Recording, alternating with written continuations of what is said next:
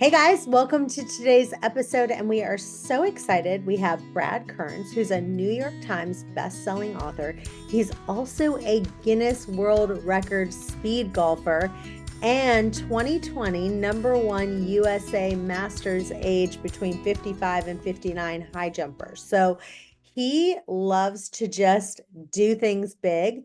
And he has written a lot of great books, but he also has partnered with Mark Sisson, one of my favorite people as well. They both wrote together a bunch of best-selling books on primal living. He's written the Keto Reset Diet, the 2 meals a day, so all kinds of really great books. And he's got a new one on the way that we'll talk about as well. So welcome today, Brad.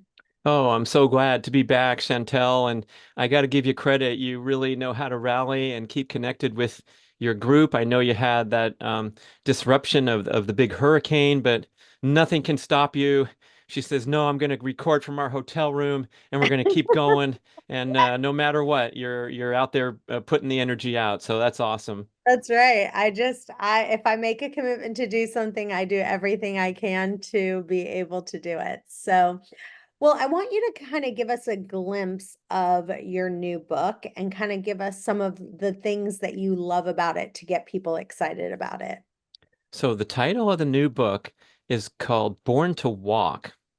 And the essence of it is that walking is a fundamental genetic requirement for human health. We are a species that is designed to be in near constant everyday movement. That's a quote from the scientific research from the modern day hunter-gatherers of the Hadza. So we know from evolutionary biology that humans have been on the move throughout the day for 2 million years of evolution. And even going back only, let's say, 100 years and beyond, the Industrial Revolution, most of us were working in factories or working around the house or the farm.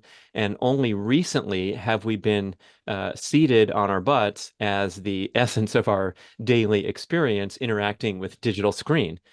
So think about your grandparents or your great grandparents and what their lifestyle was like and how many steps a day they took and all that. Now we have a huge genetic disconnect, as with many other things like not getting enough sleep and eating processed foods. But the lack of general everyday movement is a huge health risk. There's some science in they call it the active couch potato syndrome, where even people that go and have a devoted fitness regimen where they're going to the gym every morning. They're the hardcore ones at 6 a.m. and they do Zumba on Mondays and they do spin class on Tuesdays. Even people with a devoted fitness regimen still have the disease risk factors associated with sedentary living if the rest of their day and their lifestyle is strongly driven by sedentary patterns. So they go to the spin class, then they get on the subway, and then they go to an office building, then they sit, and then they ride the subway home, and then they sit on the couch and relax because they had such a busy active day. So that 1 hour of working out, and even if you do it every day, there's 168 hours in a week, so 7 hours of exercise and then dozens and dozens of hours of sitting puts you into a category.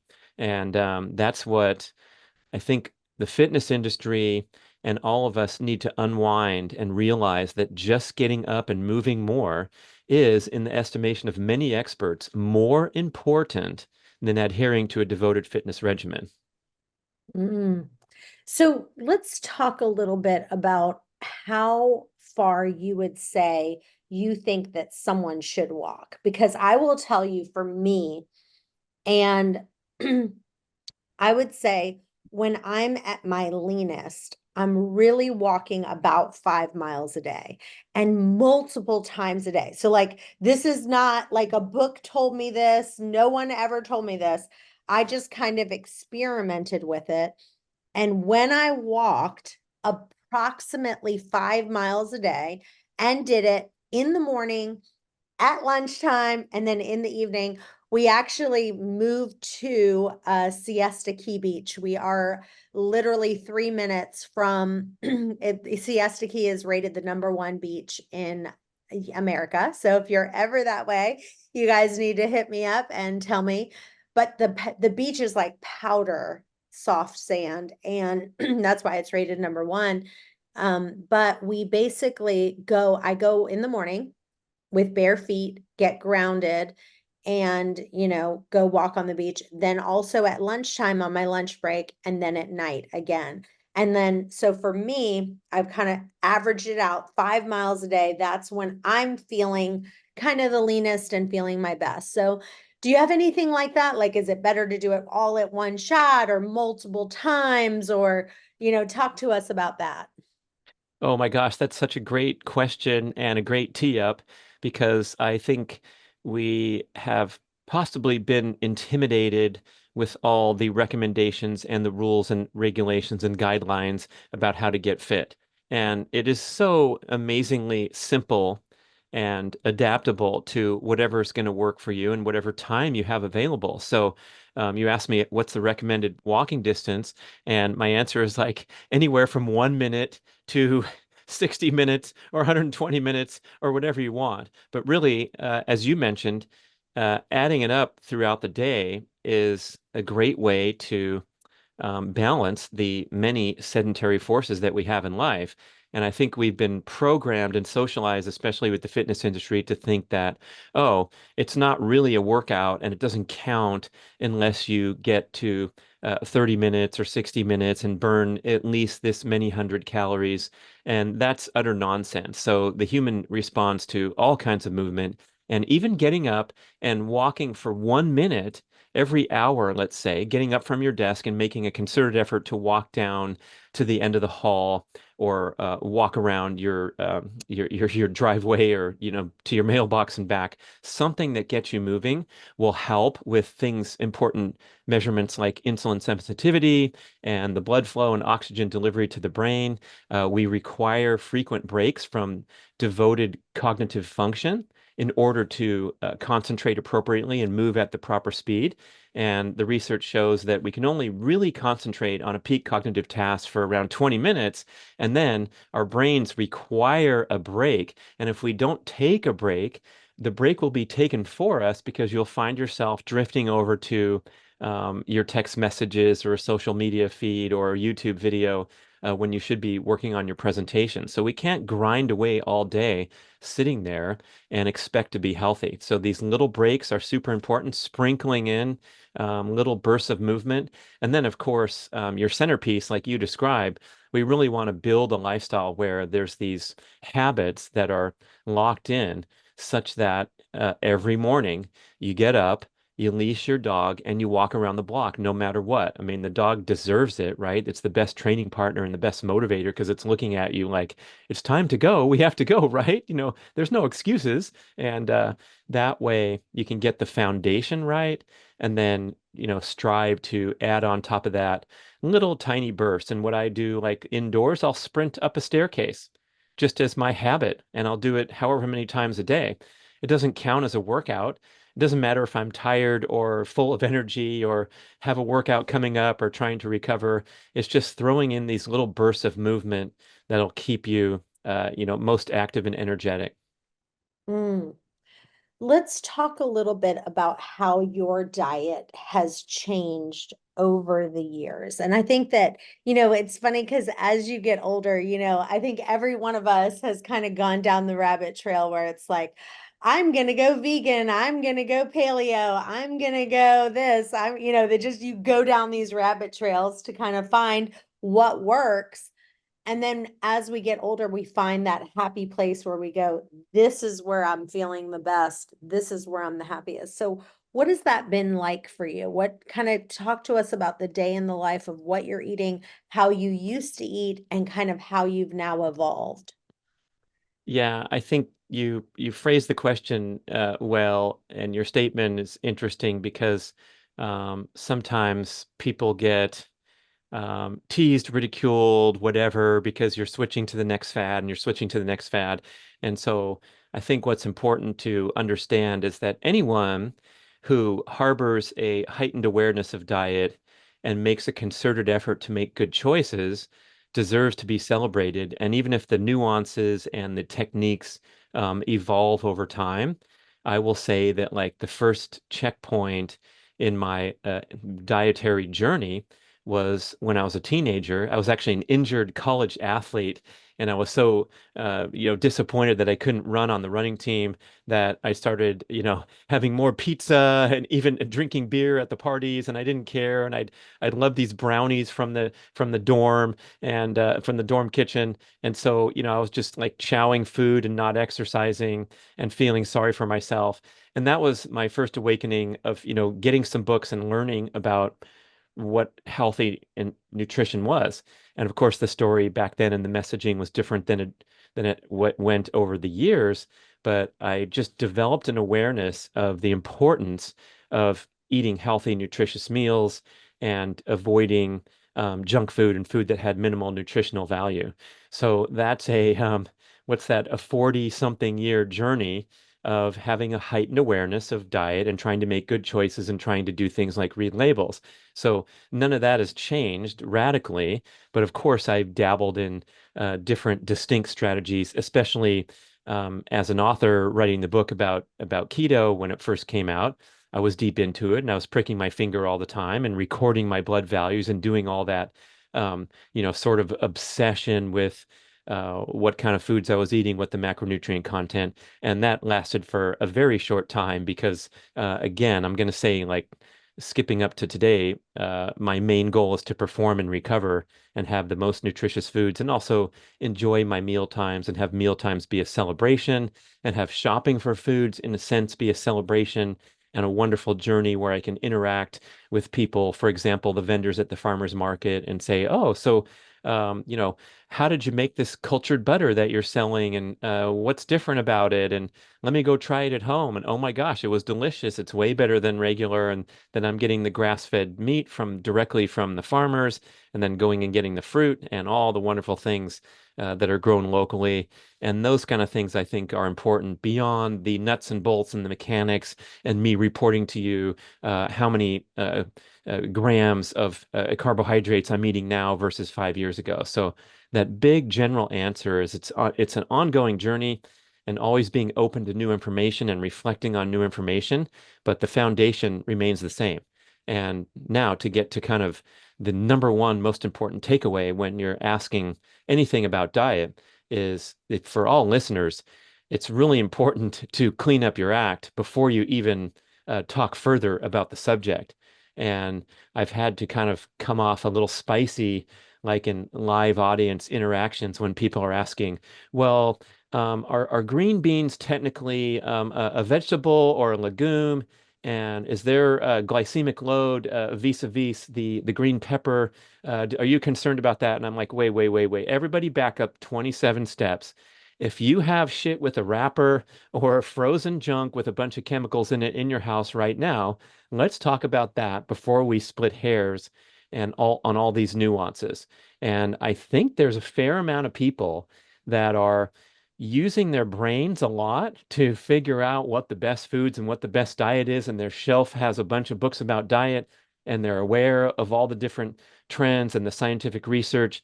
And then you see them reaching for something on a road trip at the gas station, and it's like, okay, well, maybe that's the top priority before anything else after that. So that's my main message is that I don't eat any junk food or any processed food. I celebrate life and have a whole bunch of different things that I enjoy that are indulgences. But let's talk about ice cream.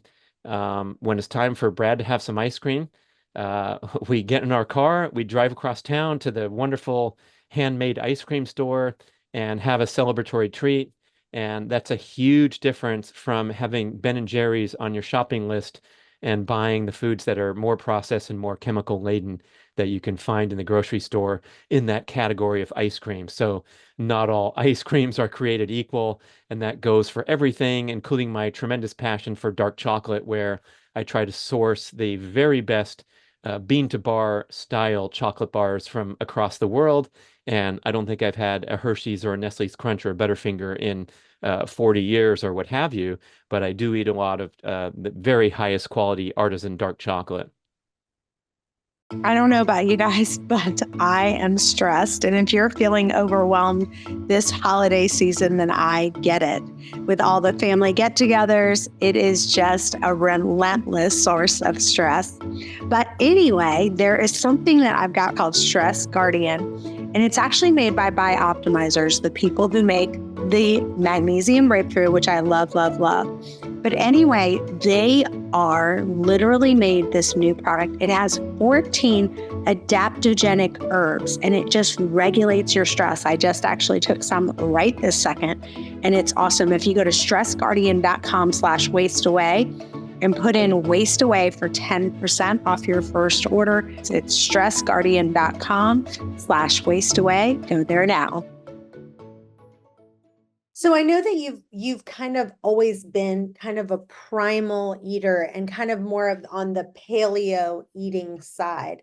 Is that still the case? I know for me personally, when I have, eat kind of like primal living or with the paleo lifestyle and paleo diet, that's how I personally feel the absolute best. Are you still a fan of the paleo diet and kind of what kind of changes have you made to that? Oh, sure. I mean, it's a great description to convey that a diet that emphasizes wholesome, natural, nutritious foods from the earth. I mean, paleo stands for Paleolithic, which is before civilization. So it's emphasizing the foods that we ate when we were hunter-gatherers. And those are the foods that fueled human evolution. Now, it can get to a little controversy, confusion, and so forth when you start, again, well, let me call it splitting hairs, where some people are objecting to the animal foods that have fueled human evolution for 2 million years and trying to convey the idea that this is better for humans than a Paleolithic style diet. And for me, it's really difficult to, embrace this modern argument that counters uh, the fundamentals of human evolution. Now, if you don't like fish and you think it smells and you can't stand the taste of it, but you really love eating hamburgers, and also you don't like fruit, but you love vegetables, all these things in personal preference, that's going to be things that are best worked out with personal experimentation and assessing and discerning how you feel. And so when we see these movements and these popular dietary strategies come up, people are trying them out and getting results. And so by that definition, they are valid and they're effective. And you can't argue with results. But there's also this background question that I keep asking myself, which is, how do I know if right now I'm going from level 5 to level 7, or am I going from level 7 to level 9, or am I trying to go from level 9 to level 9.5?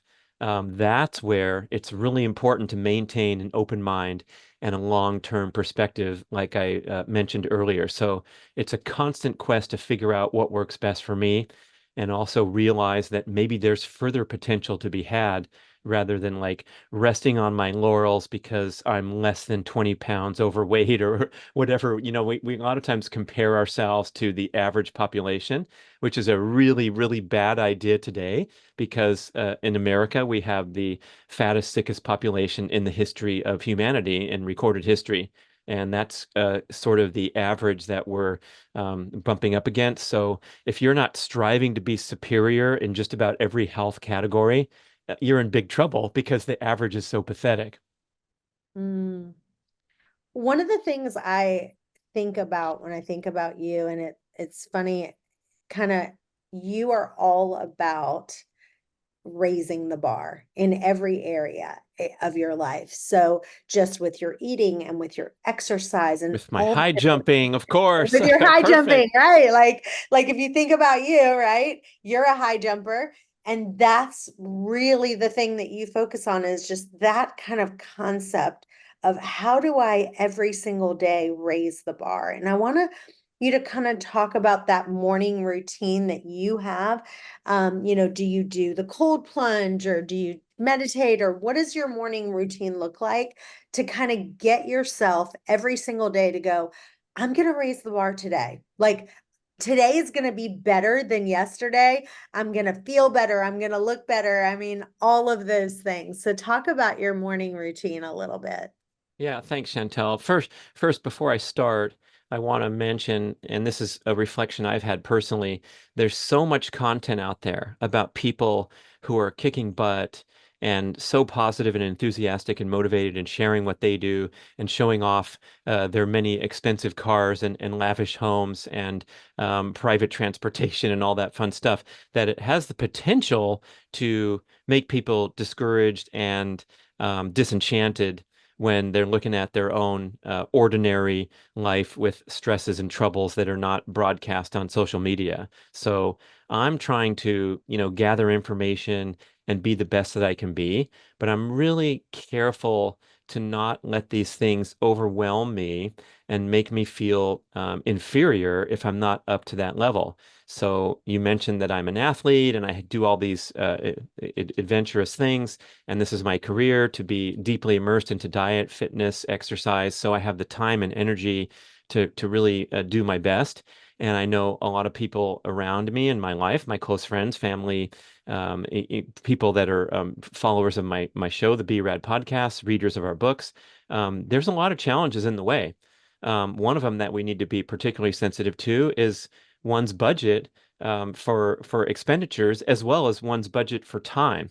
And so everyone listening, the objective is to be the best that you can be within the current circumstances that you're facing.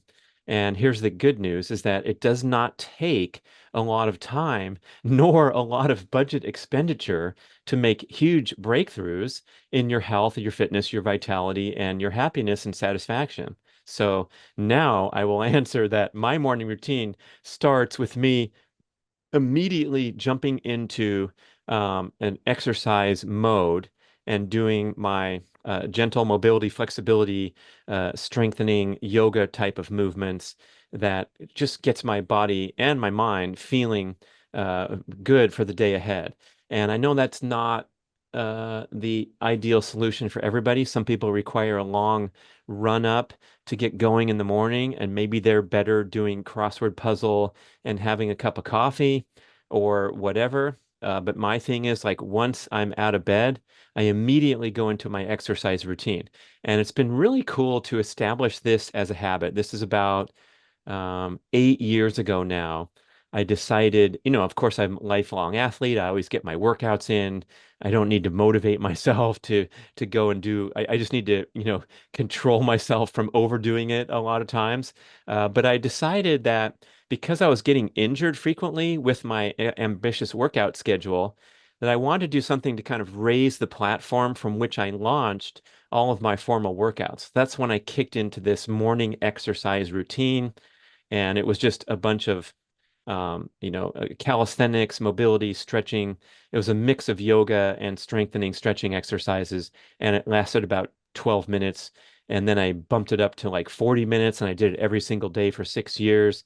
And now I've kind of backed off to a shorter one that goes hand in hand with my ambitious workout schedule. So my answer and my suggestion to everyone is if you can get moving as your very first act of the day, it will set you up for success in so many different ways, including leading a more active lifestyle like you described and heading out to the beach morning, noon, and night. But it has to be sustainable and appealing right out of the gate. And right now, number one best-selling book in the world for 2 years is called Atomic Habits, James Clear, and he talks about habit forming. An important recommendation is to do something that's really simple and doable. So if you think about, can I take 5 minutes every morning to leash up the dog and run lap around the block? That is your immediate behavior goal. And if you can start doing it every single day, it will become a habit. But if we leave this show and we say, hey, let's everybody be like Chantel and set a goal for walking 5 miles every single day, a large portion of the listeners are going to get intimidated and even negative about the recommendation because it's too daunting. But I don't think you came out of nowhere and started walking 5 miles a day, when someone waved pixie dust and a magic wand over you. it was sort of an evolution and a process to get to the point where things are locked in for you at that level right now. But if someone's going from 5 minutes to 5 miles, that should be the recommended journey rather than jumping to something that's overwhelming and daunting. Guys, I just want to interrupt for just a second, and I want you to hear Paul Saladino talk about why liver is so important. And if you don't like liver, we have another option for you. Your ancestors were eating liver.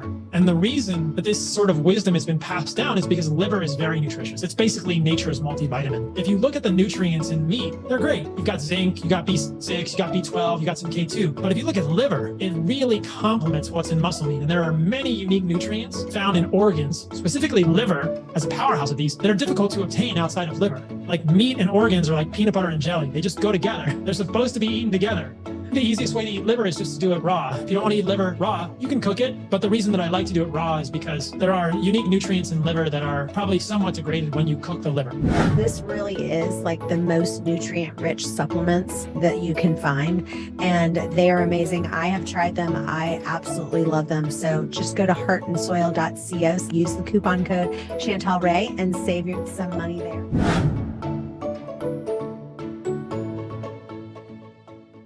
One of the things I want you to talk about is how walking can really regulate your appetite and your satiety hormones, because one of the biggest things that I have seen is, let's say it's like 2 o'clock or something, and I'm kind of feeling a little bit hungry.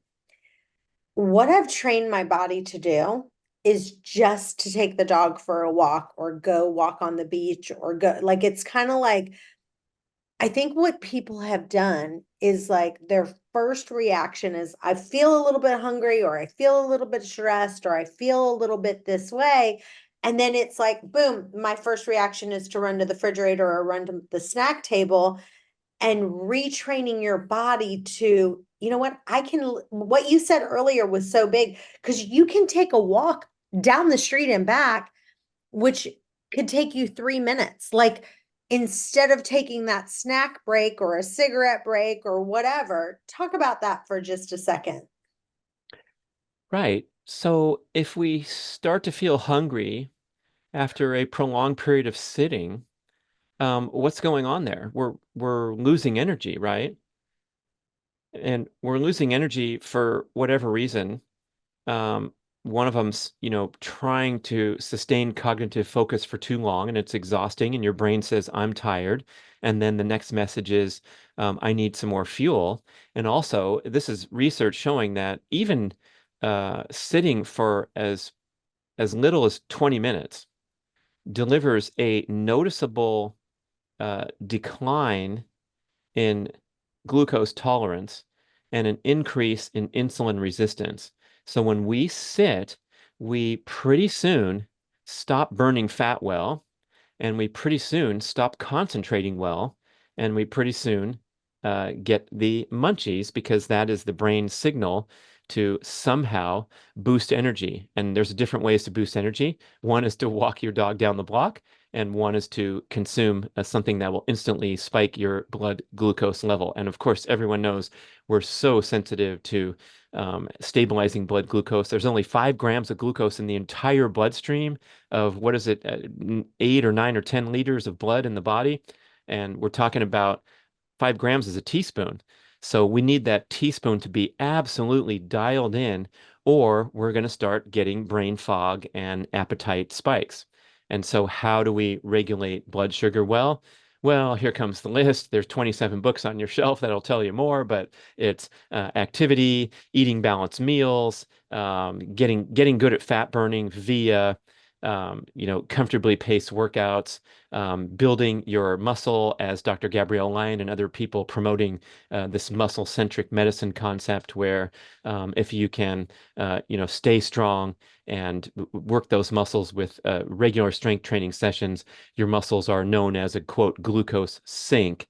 And that means that they pull glucose out of the bloodstream and consume it to fuel their workouts and their recovery. And if you have a good glucose disposal system, you're not going to have this problem of glucose floating around the bloodstream, too much of it because of your meal choices, and then a bunch of insulin comes in, and insulin's the hormone that removes the glucose from the bloodstream into storage, typically the fat stores, and that's when you start to have this roller coaster of needing to snack throughout the day just to sustain your focus and concentration. So moving frequently throughout the day is really good for blood sugar regulation, insulin sensitivity, and all those great things without prompting the huge spike in appetite that happens when you do a workout pattern that is significantly too stressful. So back to the book, Born to Walk. Part of the message is how great walking is. Hey, it's super for your health. Everyone knows that. And we have a lot of great details to learn more. But there's also this other dark side, which is many devoted people are burning calories like crazy and enamored with endurance running, when in fact it is slightly to significantly too stressful for the vast majority of people. Because running is a very difficult act for the human. Running more than a minute or two or three or four, if you're setting off down the road to do a 5 mile run, you are most likely getting your heart rate above your fat burning maximum. They call it fat max or maximum aerobic function, and into the glucose burning zone. And when you deplete your glycogen through an exhaustive workout, or especially a pattern of exhaustive workouts, you're going to have strong triggers to consume, to replenish, or even overconsume, because your brain does not like being depleted of energy day after day after day. So you're going to be a really good sugar burner and a sugar eater, going hand in hand, that pattern. Awesome. Well, this has been great. Tell people where they can find you and where they can follow you. Oh my gosh. I'd love to have you visit bradkearns.com and check out the Be Rad podcast. And we also have the book, which the official on sale date is January 7th, but you can pre-order and visit borntowalkbook.com for more information. And it was a great pleasure catching up with you again, Chantel. Yes, this was great. And you guys stay tuned. We've got another episode coming up in just a few. Bye-bye for now.